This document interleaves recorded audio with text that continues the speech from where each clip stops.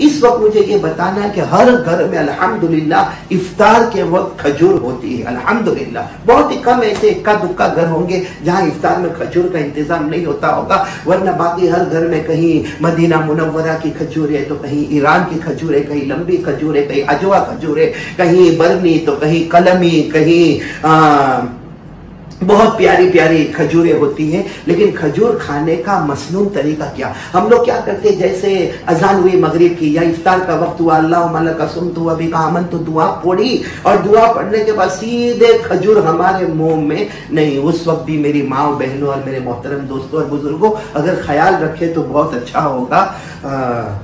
खजूर अगर खाने का क्या मसनून तरीका होता है, खजूर खाने का मसनून तरीका क्या होता है, वो मैं आपको बताना चाहता हूँ। अल्लाह ताला हम सबको देखो हर सुन्नत पर अमल करना है, हर सुन्नत पर अमल करना, क्योंकि हमारे नबी सल्लल्लाहु अलैहि वसल्लम से मोहब्बत का तरीका यही है।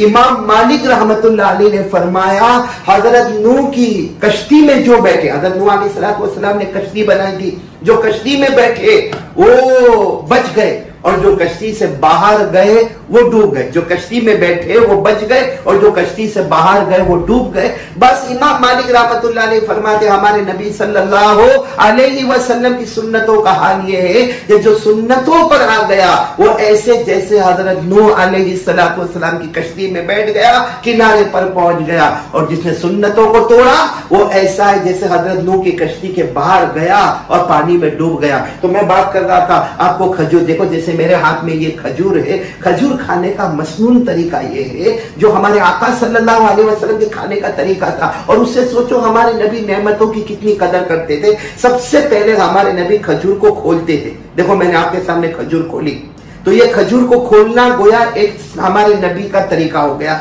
फिर उसके बाद हमारे नबी बीज को निकालते थे, जैसे ये बीज निकला और उसको चूसते थे। ये हमारे नबी खजूर को चूसते थे, तो खजूर को बीज को निकालना और चूसना ये दूसरा तरीका हो गया।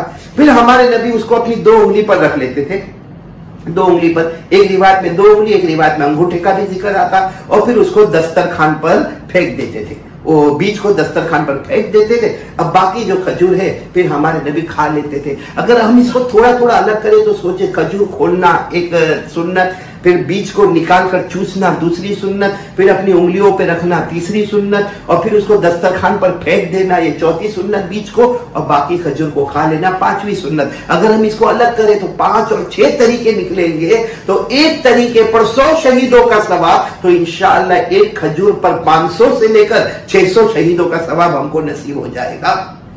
ये एक सुन्नत आपको बतानी थी, बहुत जरूरी थी, जो मैंने आपको बता दी। इंशाअल्लाह आपसे हम खजूर इसी